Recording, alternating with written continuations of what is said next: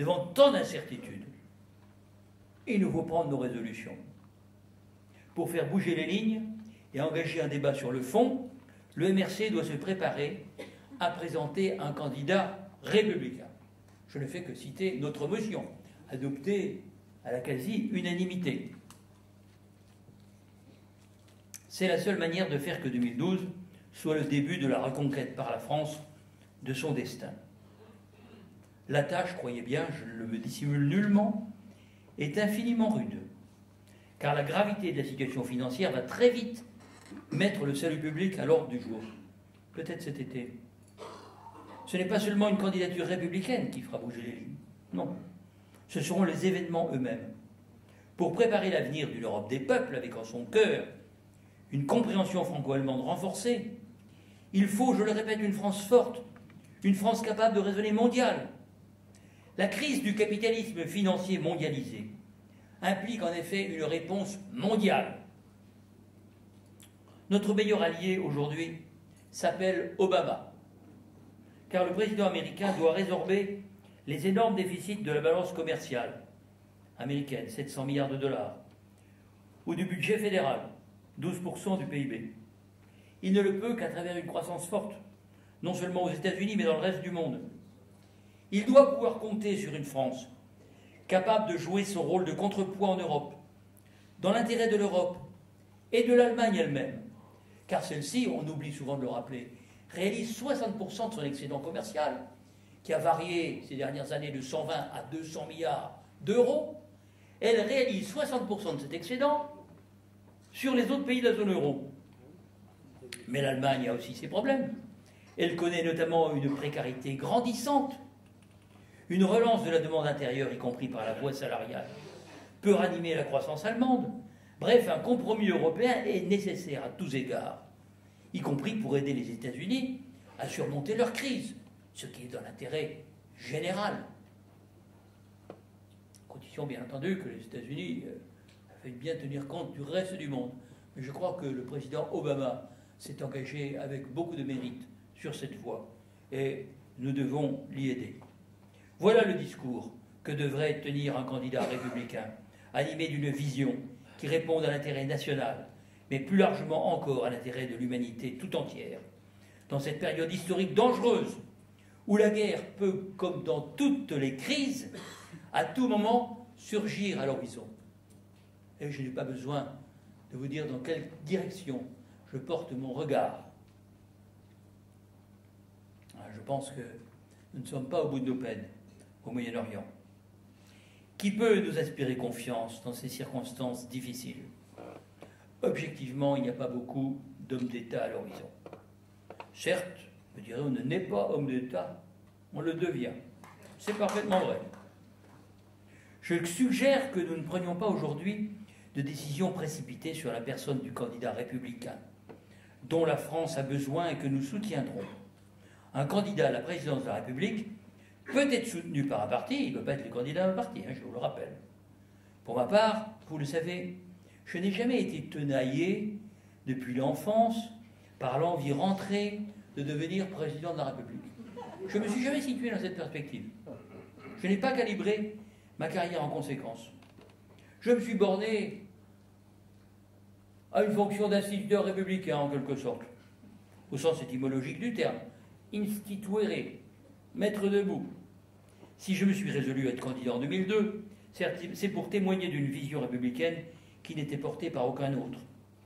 Et je ne retire rien des vues que j'ai exprimées à l'époque, qui n'avaient que le défaut d'être prémonitoires, sur l'Europe par exemple, mais sur bien d'autres sujets. Je récuse évidemment le procès imbécile qui m'a été fait d'avoir fait perdre le candidat socialiste. Si 11% des ouvriers seulement ont voté pour lui, ce n'est quand même pas la faute de Chevènement. Et je pourrais développer.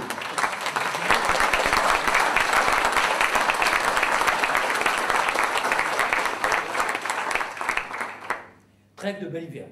En démocratie, il est toujours légitime de porter le débat devant l'électeur s'il n'a pas pu être tranché autrement, par des conversations politiques approfondies. Aujourd'hui, pour ce qui me concerne, je ne veux rien exclure. Certes, je ne suis plus jeune. Je ne vous laisse pas le soin de me le faire observer. Je l'observe moi-même. Mais je vous assure que l'expérience est irremplaçable. Depuis 40 ans, c'est-à-dire à peu près le congrès d'Épinay, où je vois quand même les choses d'assez près, j'ai vu qui était qui. Et qui faisait quoi. J'ai compris beaucoup de choses. Et je ne suis animé que par le souci de servir mon pays. J'observe qu'en 1917, Clémenceau avait 77 ans. Je suis un bambin à côté.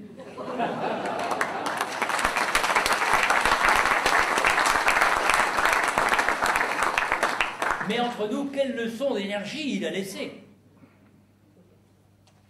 à 77 ans, et même à 78, et même à 79. Cette énergie serait aujourd'hui bien nécessaire à la France. Quel profil doit, selon moi, avoir un président de la République par les temps qui courent? La hauteur de vue, c'est le principal. La volonté ensuite de rétablir dans l'État une stricte déontologie républicaine.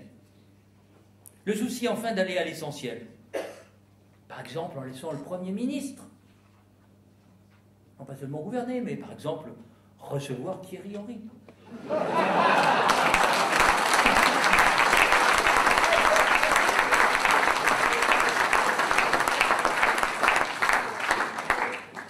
Telle est la conception des institutions à laquelle je crois qu'il serait sage de revenir. Bref, du grand classique. En outre, et enfin, le souci de rassembler largement, sans sectarisme et sans démagogie, car le président de la République doit être, comme je vous l'ai dit, en d'autres circonstances, l'homme de la nation, et pas celui d'un parti. Ce qui est embêtant aujourd'hui dans les institutions de la Ve République, c'est qu'elles n'étaient pas faites du tout pour être confisquées par deux partis. Et il faudrait donner un peu d'air quand même à ce système. Enfin voilà, pour le profil du candidat. Le moment est-il venu de décider? Chacun comprendra qu'il faut d'abord créer un espace politique. Chers camarades, c'est votre mission. Pour ma part, je porterai le message de la République à chaque occasion. Comment créer cet espace politique? Je ne vois qu'un moyen: convaincre nos concitoyens que ceux qui les ont fourvoyés depuis Maastricht et même avant, et jusqu'au traité de Lisbonne, en 2008, ne sont pas les mieux placés pour solliciter leur confiance.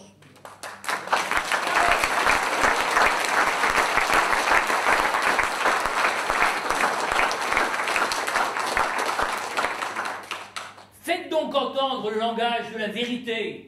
Vous le connaissez. Faites connaître nos analyses et notre projet. Alors vous verrez, d'ici un an, vous ferez bouger les lignes. C'est ainsi que vous ferez revivre la République, que vous aiderez au grand retour de la France, et que vous ouvrirez non pas un misérable futur, mais un bel avenir à notre jeunesse.